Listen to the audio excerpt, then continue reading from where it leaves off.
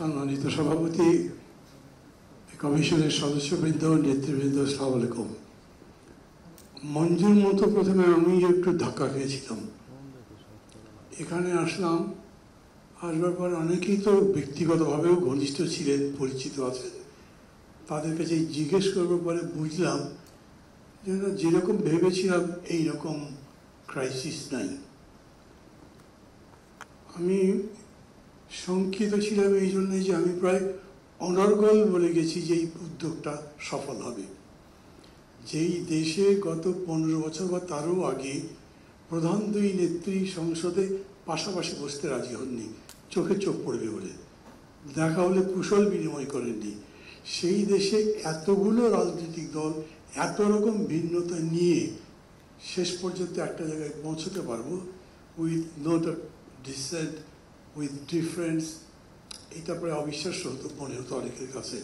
কিন্তু কেন জানি না, একটা ছিলেন স্যার নিজে, ওটা আমার একটা ব্যক্তিগত দুর্বলতা, সেই জন্যে। আর একটা হচ্ছে পরিবেশ, যাকে আমি বিশ্বাস করেছিলাম, আস্থা রেখেছিলাম।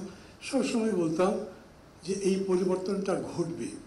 আমি মনে করি আজকে যে আমাদের রাজনীতিতেও একটা সাংস্কৃতিক পরিবর্তন হয়েছে, যেটা আমরা অনেকে ভালো করে খেয়াল করছিলাম। আমাদের চিন্তায়, মননে, আমাদের আচরণে, উচ্চারণে, রাজনীতিবিদদের কথা বলছি, অনেক পরিবর্তন হয়েছে। আমি টক শোতে দেখেছি একজন আরেকজনের দিকে আঙুল তুলে করে চোখ বের করে নেবেন, এরকম করে কথাবার্তা বলেছেন, কিন্তু এখানে এরকম হয়নি। এই জন্য আমি বিশেষ করে এই কমিশনকে, স্যার তো আছেনই, কমিশনের যিনি ভাইস চেয়ারম্যান প্রফেসর আলী ইয়াসকে, অন্যান্য সদস্যদের আন্তরিকভাবে ধন্যবাদ দিচ্ছি। অসাধারণ ধৈর্য নিয়ে তারা এই কাজটা করেছেন। আমি তো আসলে জানি না, কেউই জানে না, কিছু তো একটা হয়েছিল, না হলে এইরকম জরুরি ভিত্তিতে কেন ডেকেছেন। কিছু একটা হয়তো কেটে যাচ্ছিল, যেই জন্যে আবার পরে স্যার এখানে আসার কথা আসলো। প্রথমত আমাদের কাছে যে নোটিশ গেছে বা যে তার মধ্যে ছিল না, তা থেকে ধারণা করতে পারি খুব ব্যস্ত সময় গেছে এবং খুবই যত্নের সঙ্গে ব্যাপারটা হ্যান্ডেল করেছেন। হয়তো একটা সমাধানের দিকেও গেছে, যদি কোনো জটিলতা তৈরি হয়েও থাকে। আশাবাদী হতে চাই।